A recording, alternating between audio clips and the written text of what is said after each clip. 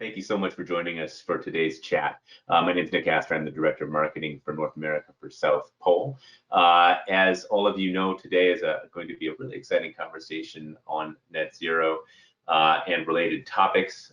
We are very excited to engage with you today and hopefully have plenty of time to answer your questions about the topic. I'm going to give us about 1 minute to let the rest of the crowd filter in. Then I'm going to disappear into the background, let Isabel Hagbrink, our Director of Communications, take over, give us a few introductory remarks, and we have a short presentation to walk through for you. After that, we will open things up. If you guys are not familiar with GoToWebinar, the way it works, you can raise your hand. There's a little icon there that allows you to do that. And then I'll turn the microphone over to you and you all can ask any questions that you have. If for some reason that's not obvious or it's not working, throw me an email, nastor@southpole.com, and I'll make sure that we get to you in good time.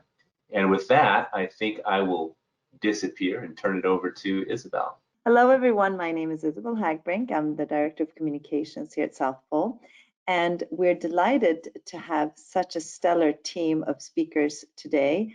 I'm going to start sharing my screen. You might have received a PowerPoint presentation beforehand, and if you didn't, then we will certainly be sending this along later on. So today we'll be speaking with Denis Jorisch, who is our practice lead for climate targets, including net zero targets. Maria Carvalho, who is our senior consultant on price and carbon pricing and climate policy, as well as our head of public affairs. Christian Dannecker, who is one of our co-founders and senior director on global sourcing.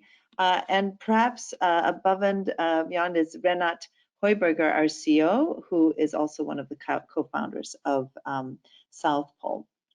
And before I invite Renat to say a couple of introductory remarks, I'd like to explain a little bit why we thought it would be interesting to invite you today to talk about net zero and learn more about these issues. And I think that from our point of view, from the point of view of South Pole, we find that we need to switch the lens through which we report the news these days. So for many years, the lens was a financial lens or a political lens, and we find it is now time to switch this to a climate lens.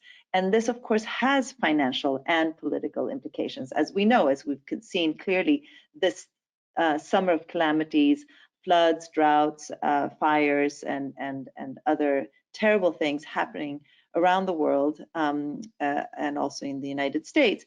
And so we understand now that we cannot ignore climate change. It has come, it's crept upon us, and the effects of it are felt by everyone all around the country, as well, of course, around the world. And so from now on, we hope that reporters start seeing the news through a climate lens as well. You know, that I would argue that everything written today should at the very least ask the question, how will this piece of news impact climate change, or how will climate change impact this piece of news?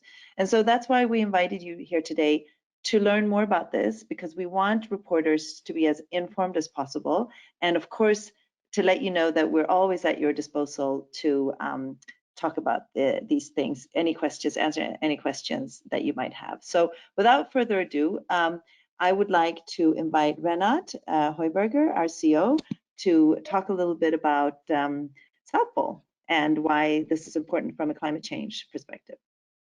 Go ahead. Sure. A lot, Isabel, and thanks everybody for joining this webinar.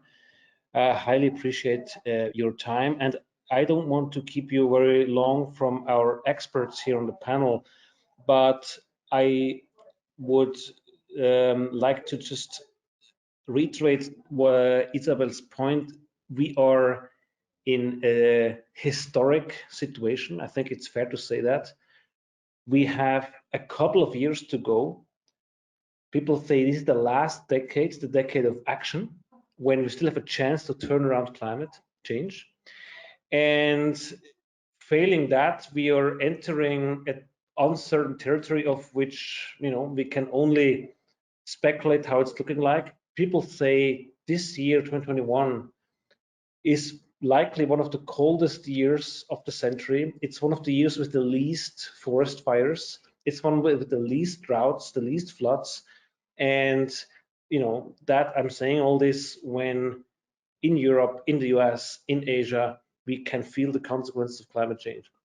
Now, what I find very important is that that's the one side of the story, but on the other side, we just have a year where as much money as never before was invested in the solution of climate change. A recent article I read talks about 600 billion only up to now, and that is already more than entire last year is currently invested in the solution to climate change.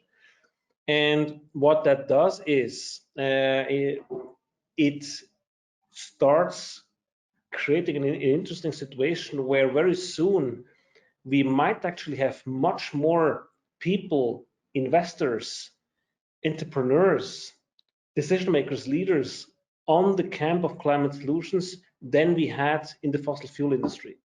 And that, in our view, is going to be a big game changer for governments to create the rules we all want.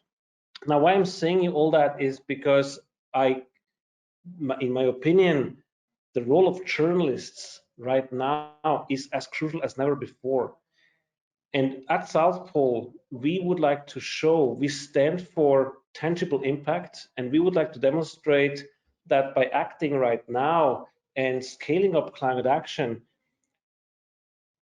the opportunity is unprecedented. And it is exciting as never before to be part of this camp. That's what South Pole is standing for. We have been around since 15 years. We have started our journey in 2006. Many of us go back even longer. I myself studied environmental sciences back in the 90s. The science was clear already back then.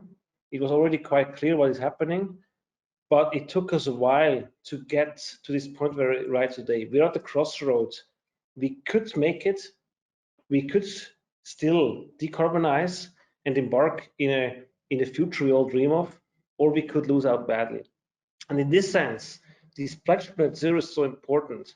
And what I hope my colleagues will show you in a second is that net zero stands for a dream, stands for a vision, but it's a doable dream. It's a vision that we can get hold of if we are now acting.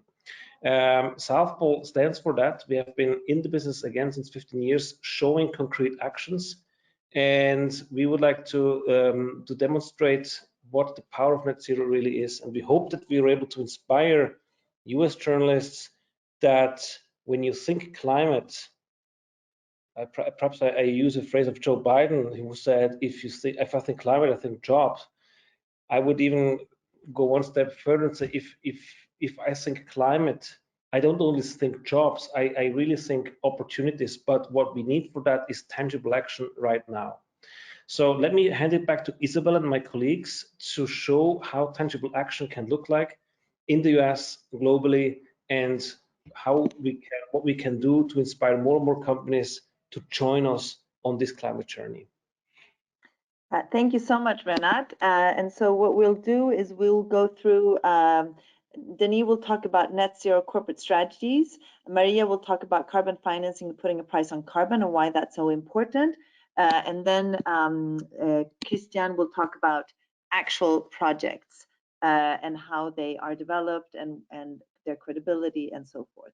So without further ado, Denis, please go ahead and I will share. I hope you can all see the PowerPoint. Denis, please go ahead and tell me when you want me to switch slides. Fantastic, I will do so. So also from my side, a warm welcome and delighted to have you listening in and give us the chance to show you what we're doing and what we're working on with our clients. But let me rewind a little bit, right? So we hear this word net zero a lot. It's a buzzword, right? And it really emerged the first time on a big scale when the IPCC, so the Intergovernmental Panel on Climate Change, released this report on the effects of global warming in a 1.5 degrees world roughly 3 years ago. And basically, what the IPCC, so what scientists across the entire globe, so the best scientists in their fields, tell us is, in order to limit global warming to 1.5 degrees, which you know, is a world that we can still live in without too much damage, requires drastic emission reductions within the next 10 years. And we need net zero emissions by mid-century at the latest. And what does net emissions mean? It means that we do not emit more that we can actually absorb from the atmosphere. So that is where this term is coming from. It means that at a point in time, all the anthropogenic emissions that are caused are balanced out by natural but also technical carbon sinks in order to not increase additional emissions in the atmosphere, or in additional greenhouse gases in the atmosphere. But that's only a stepping stone, right? We need to get to net zero quite fast in 2050, but what it also tells us is that later on we need even negative emissions. So while still decreasing our emissions as much as we can, we still have to ramp up our negative emission capacity, so even removing more emissions from the atmosphere. So this is what science tells us, but let me try to reframe this. And what does this mean for corporates, right? Science tells us we need to decarbonize, we need to have net zero emissions, we need targets to get there. So let me break it down on the next slide, what this actually means. What does a credible net zero target for a corporate entail? On the left-hand side, you can see the cover of a report that has been published by the Science Based Target Initiative together with CDP, so two very well-renowned organizations, which kind of lay out the foundations for science-based net zero targets in the corporate sector. And basically what this paper, and also I think the biggest part of the community, and especially South Pole as well, kind of wants to propagate, or what message we want to propagate, is that an ambitious net zero strategy, or the most ambitious net zero strategy cited in this paper, is the way to go. And it entails three things. It entails, first and foremost, ambitious reductions of a company's own emissions, and that across all scopes, basically within your own organization, but also within your whole value chain up and downstream. What does that mean? So reducing the emissions by at least 50% in the next 10 years until 2030 is what a scenario of a 1.5 degrees warming is looking like. So decarbonization is really a key pillar of a net zero strategy. But that's not the only thing, right? At the same time, while we are figuring out what our emissions are, trying to find levers to reduce them within our operations and our value chain, we don't stay idle. Can we go back? Yeah, sorry. We don't stay idle and wait till we get the results from the analysis. No, we can already today, and that's really important today, take action and responsibility for the emissions that we cause by financing and accelerating reductions, avoidance and removal activities via compensation activities outside of a company's value chain, by purchasing carbon credits of the highest standards. And at the same time, we also have to think about the net zero horizon, right? That we need to reach at latest in 2050. So meaning we need the removal capacities to remove our residual emissions after we've decarbonized as much as we can in our target year. So basically, it means investing now in the technologies of tomorrow. So for example, direct air carbon capture and storage, or as well as nature-based solutions, biochar projects, etc., etc. We will speak about that a little bit later. So bringing the right financial flows into the right technologies today in order to be able to remove our residual emissions in the future is key as well. So these three components, they need to happen at the same time. I tried to show this in the next slide, so you can kind of get a little bit of an understanding how this looks from an emissions profile from a company. So if you click once more, Isabel, you will see kind of the business as usual emissions of a company how it would evolve, you know, with a little bit of technological learning and more efficiencies. At some point, emissions might decrease a little bit again, but this would be kind of the pathway if nothing would change. But what we need is, if you click once more, is the pathway of the net emissions. So we need really, as you can see, drastic reductions within the next couple of years. By no later than 2050, we need to reach net zero emissions, which you can see where the red dotted line crosses the white line. So if you click one more, you see there's an arrow indicating the reduction or the decarbonization that needs to happen within the company's operation and its own value chain. Secondly, if you click once more, you see a green area which is indicated on this slide, which says kind of the second point I've mentioned before, taking climate action today. Already today, while you are reducing your emissions, you can take responsibility for your emissions by financing reductions and avoidance outside of your supply chain by carbon avoidance projects. So that's also a crucial part of a net zero strategy. If you click once more, you will see that an arrow indicates the climate neutrality today by compensating all of your residual emissions. So don't pick and choose, we talk everything, all your indirect emissions, all your direct emissions. And if you click once more, you will see that this is the arrow that indicates the compensation. But what is missing now, if you click once more, you will see that there's a gray area which indicates that there's something missing, right? And that's the negative emissions. If you click once more, you will see the light blue area which is added, or basically it's added, but it's negative, so it's there's a subtraction going on here, right? So already investing today in the solutions of tomorrow that remove additional emissions is crucial in order to reach the net zero emissions by 2050. And even if we click once more, carbon negative emissions in the years to come. So if you click one more, you would see later on we have net negative emissions, for example, from 2050 onwards. So this is how those three components play together and how they should be transparently communicated by companies that are you know, committing to net zero targets. And what we do at South Pole is basically laying out this concept to companies and supporting them along the way. My team is mainly working on the reduction parts, so setting the targets and reducing the emissions.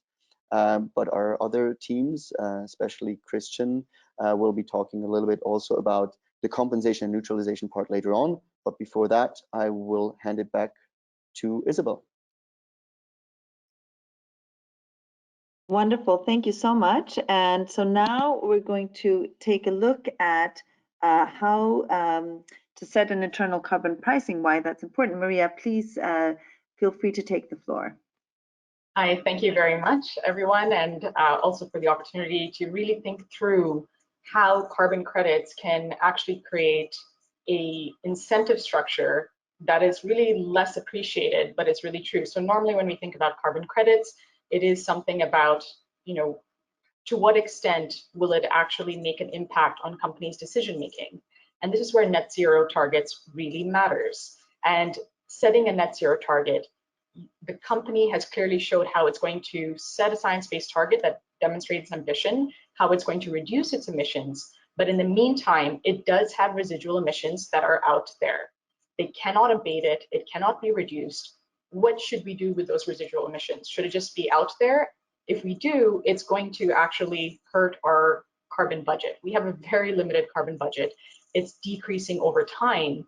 And if we're going to have emissions, if a company can't reduce its own emissions, it is better to compensate your emissions somewhere else that can actually go into projects that reduces emissions. So in that way, it has this respect for what we call the faster climate principle, which is that if you cannot reduce your own emissions, you should compensate for those residual emissions as a way to ensure that we can actually maintain our carbon budget in a very fast way. We can stop climate change from happening more quicker by being able to invest in good projects that can reduce those emissions. Now, you can think about that as in terms of compensation, but then how do you think about the decision making for a company? And that's where this notion of an internal carbon price comes.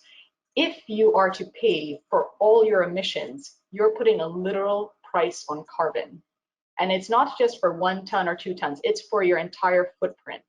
And that creates a decision making that's so different from a conceptual idea of an internal carbon price.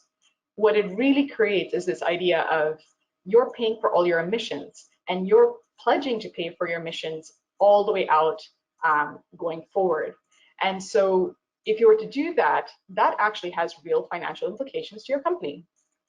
And the price you pay for each credit, but then the price you pay for your entire carbon footprint matters. And so we've seen with companies that the minute the prices start going up, the more they start saying, do I really have to pay for all this? We say, yes, if you want to claim climate neutrality, you do have to compensate for your entire carbon footprint.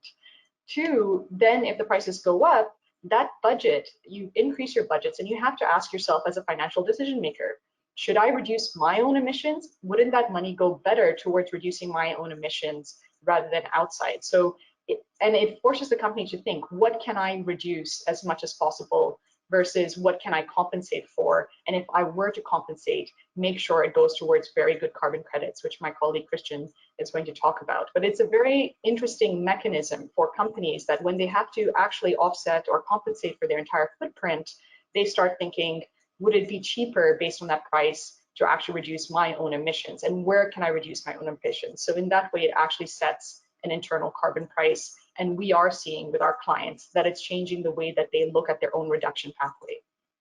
You go to the next slide. So currently, there are prices for carbon credits that do vary. And this is a study by the World Bank. It's the latest study they have. And so you can see there's a very big variability on the types of projects. But we have had a surplus of carbon credits in the market for a long period of time. And already in the first quarter of this year, we are seeing that surplus rationalize. There's not that much carbon credits from very old projects. You're getting new projects out there and you're seeing an increased demand. And in fact, that increased demand shows that what the current prices are, which is very variable, is set to soar to about $20 to $50 by the end of this decade and up to $50 per ton by 2050. Can you imagine then, by that kind of magnitude of increase of what a price of a carbon credit is, how it's going to create incentive structures, not only internally for a company to reduce their own emissions, it creates a bigger incentive, but it also goes towards very ambitious, very credible projects that can deliver a lot of volumes of emissions and makes it very exciting. So if you go to the next slide. And so just to give a sense of how we're already seeing this, just in the past 2 years of where we've seen this move towards net zero, you've then seen the demand for carbon credits go up. And not to underscore the history of carbon credits, certified emission reductions of 500 million tons of carbon credits. And that's just now. Can you imagine what would go in the future? The voluntary carbon market actually has grown, doubling its size since 2018, thanks to these types of carbon pledges, which means you're going to be driving financing into very important projects that can help us to actually meet the carbon budget, which normally doesn't reach that financing. So it has a lot of potential that makes it very exciting when we talk about this net zero pledges and actually getting climate neutrality. And if you go to the next slide. And so then it goes into this notion of climate impact. And what this basic, it's not a basic one, it looks complicated, but it actually intuitively will help in making this point. That on the left side, you see many different ways in which finance goes towards enabling climate impact in different sectors. And it's been very clear in the past 10 years, since 2008, most of that money does go towards renewable energy. And in fact, because of that, and we've seen the cost of renewable energy go down so much that it doesn't need that much impact financing. It already has the commercial case without carbon finance. But there are plenty of sectors in the world that don't get enough climate finance. And the problem with that is that we actually need to get financing to those sectors. Land use, water and waste are 2 important sectors that, especially with land use, there's not an obvious case for it, and more terrifying, there's more of a business case to cut down forests. We're seeing right now, the latest IPCC report that just came out 2 weeks ago is very clear that the southeast of Amazon, thanks to deforestation, thanks to the burning of that part of the Amazon, it's now becoming a source of emissions rather than a sink. So what we normally think of as the lungs of the earth is being compromised thanks to the economic incentives of deforestation, thanks to cattle, thanks to soy. So you really do need to provide financing to convince people who live there to keep the forests up. And that's what carbon finance does, is that it actually creates a business case where there's no business case to put financing to the types of carbon projects that actually will help save our planet. So I'm going to send it off to Isabel and Christian, who will actually show how that works. Yes, and so now Christian who's our head of sourcing, as well as I mentioned, one of the co-founders, will tell us a little bit about what kind of projects are the ones that we develop here at South Pole, and why is it so important to keep a very high standard of. Thank you, Isabel. Thanks everyone for joining. Happy to walk you through the types of projects, the difference between removal and avoidance projects, and kind of a little bit the infrastructure behind it, and the rule setters and the regulators that are involved into this. So as you can see, there are, for net zero, of course, carbon removal projects are important, while you can use avoidance projects in your transition towards, while you manage to get to net zero, eventually you will need carbon removal projects to become net negative, so to say. And there's a series of those projects that are possible to be developed, and you can essentially break them down into nature-based projects and technological projects. As you can see, of course, reforestation, regeneration is coming very much as the obvious choice. And that is indeed one of the leading removal technologies that are being used today. There's a series of other activities in nature-based removals. One is biochar, which is basically a process of pyrolysis of partly burnt biomass that is then stabilized into a form where it stays permanently in the soil and actually helps the soil in terms of fertility. You can also, of course, improve your different soil management practices. You can enhance soil carbon sequestration through all kinds of different interventions, such as different tillage, different approaches to use residues, different approaches to how you keep fertility in the soil. There's also a couple of combined natural and technological solutions. And essentially, there's two categories. One is the so-called BECCS. It's bioenergy with carbon capture and storage. So first, you burn renewable biomass to produce, for example, energy, and that biomass already has reduced CO2 when it grew, and then by capturing that and storing the CO2 that comes out of the biomass, you have a net removal technology. You can also work with engineered wood, basically. That means, again, you have biomass that you are using that then is being used to replace carbon-intensive building products. For example, if I use this sort of sustainable biomass to replace a ceiling out of cement, then of course I avoid that, the emissions generated from cement, and in addition, I have the removal effect from the wood that I'm using in my building. And finally, the sort of newest and still most expensive approaches to carbon removal are technological approaches, and there's a series of different approaches that you can use. One is enhanced weathering, which is a process where you basically have stones and other materials weather, and they react with CO2 and bind them into new minerals. There's also direct air capture, which you can capture CO2 streams either in effluents where there's a high concentration of CO2, or simply from the normal air you have and remove it and store it underground. And finally, you can also bind the CO2 in other types of long-lived materials that you then again can use in buildings or simply in the soil and underground. That gives you a quick overview of what sort of removal projects are out there. It's compared to the avoidance projects, so to say. It's still a relatively new market, but it's the market that really needs to grow, and we see growing, and we see a huge amount of demand for supporting those projects more at scale. Now, how do these projects get developed? You can see here in these two bars, kind of on the top, you see the usual process of a project development. You have a concept, you do your financial feasibility work, you need to finance the project, and then you build it, you implement it, and operate it. And if you implement that project as a carbon project, then you will have to do additional steps to make sure that the project complies with all the rules and delivers high quality certified emission reductions. How do you do that? There's a series of standards, which I can show you in a bit, that require you to document the project in a systematic way. You have to document how it is being set up, how it is being managed, how it is being assured that it's permanent, how are risks being managed, how is it being net positive in terms of social and environmental impacts.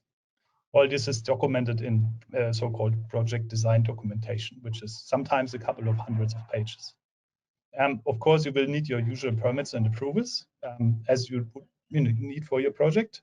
And once you have those as well ready, you have to move into validation. Validation means that a third-party auditor, such as Ruby Canyon Engineering, such as SCS, others that are independent third-party auditors that themselves are accredited, they check that you fulfill all the rules that you have to fulfill under the rule setters. And I'll get to those rule setters, who they are. And once you have shown, and the auditor has confirmed that your project fulfills all these rules and your project is registered. Now, a project registration doesn't mean yet that you have a single carbon credit, but you can now get started to produce those carbon credits. And how do you do that? Already in your documentation, you have a monitoring plan in which it is defined what you have to measure, what you have to keep on top of in order to make sure that you generate emission reductions or removals. For example, if you have a restoration project, you might want to measure how your trees perform, how is the survival rate, how is the mortality, how much CO2 are they binding as they grow. Or if you have a direct air capture project, of course, you have to measure how much CO2 you actually have been capturing and permanently captured in whatever technology you use. And you normally do that every year. You can also do that bi-yearly, but at the minimum every 5 years. You want to do a monitoring. You submit that monitoring report again to an independent auditor, which again checks your project and reviews everything that you say you did. And once they're done, the regulating bodies again can review. There's also a public comment period. And once all that is done, then the standards allow you to issue your carbon credits. So it's an ex post process. You first invest, and only once you have delivered, you get the reward. You don't get upfront rewards before you have done your project. And we can look a little more into those requirements that the standards ask you to fulfill. And it's basically the key ones are these 6 requirements that you see here. First of all, it has to be real. As I mentioned, the project has to have taken place. It cannot be based on a concept. So it's a results-based payment. Second, it has to be additional. That means that the project would not have taken place in the absence of carbon finance. So it has to be going beyond regulatory requirements, and it would not have happened were there not the measures from the carbon market available to the project. Then, of course, it has to be measurable. You have to have an approach that allows you to quantify the project using measurement tools that are available. And there are methodologies out there that have been written for certain technologies. There might be one methodology for technical removal projects. There might be another one for reforestation projects, etc. Then it has to be verifiable. So it's not us saying we removed emissions, but it's the auditor that confirms that, an independent third party that has to verify that this happened. And again, this auditor has to be accredited under the standard that we're using. And you see the word ICROA here. What is ICROA? ICROA is an alliance, the International Carbon Reduction and Offsetting Alliance. That is an alliance of developers like us and other important players that agreed on the best practice rules in this market. For example, that means that only certain standards, and I will get to those in the next slide, can be used, and other standards should maybe not yet be used because they might be missing some elements in these 6 requirements. Now, important point is also permanent. The credits must represent permanent emission reductions and removals for 100 years. And of course, for technical removals, that is sometimes easier to show. It's a permanent, for example, mineralization process. In projects where there is a risk buffer. So for example, if you have a reforestation project, you will not be able to sell all your removals to the market. You will have to put some into an insurance buffer. And if one out of the many projects fails partially or completely, then this insurance buffer makes sure that the environmental integrity of the whole program is assured. So you have requirements. For example, if your forest burns down, you are obliged to restore it, reforest it. If you still fail, then there's this buffer, and then therefore the overall market integrity is assured. And finally, unique. You want to make sure that your emission reduction or removal of 1 ton of CO2 is only claimed once. That means there is a serial number assigned to each carbon credit in your project. These serial numbers correspond to units that are in a registry that is operated by the standards, and they can be then issued, tracked, and retired by an independent system. So for example, if I am a corporate and I buy carbon offsets, then South Pole would retire them on behalf of this corporate so that no one else can retire them. And if the company that is claiming, for example, to be net zero or carbon neutral or something else, if they get audited, the auditor will request evidence and see the retirement certificates for this claim. Okay, on the last slide, you will quickly see what standards are common out there in the market. And I picked 4, there's a couple of others, but the most common standard by far is Verra. It's an entity that operates the verified carbon standard. All these standards have in common that they are not-for-profit organizations that are independent from auditors, and they're independent from developers like us. And of course, they're independent from the project owners. So they set rules, they develop methodologies, and then those can be applied by the different emission reduction and removal projects around the world. They have now, Verra has now already certified projects that will remove or have removed more than 200 million tons of carbon from or other greenhouse gas emissions from the atmosphere. They also operate a additional standard, which are the climate, community, and biodiversity standards. And these standards have also been launched by NGOs, and they can be used on top of the BCS. And they are focused on making sure that you comply with 15 co-benefit and sustainability requirements. So for example, that you produce net positive impacts for poor communities, that you make sure that biodiversity is protected, that you generate employment, etc. There's a series of criteria that you have to fulfill. And when you do, and when you also monitor that, then you get in addition this CCB label. Quickly, 2 other standards. There's one that is called the gold standard, which is very commonly used both in the US and in Europe. And it is a standard that again endorses certain categories of emission reduction projects and removal projects around the world. And finally, a more US common standard is the American Carbon Registry, which is similar to Verra in terms of approach. And again, it is available for emission avoidance and removal projects, and it's mostly being used for North American projects. We're delighted to have such an expert panel with us today. We hope it's been useful for you. We hope that this deepens your reporting. And if you have any questions on any of these subjects or anything climate finance, or even more generally climate change, or even sustainability related, we're always here to take your questions, and you know where to find us.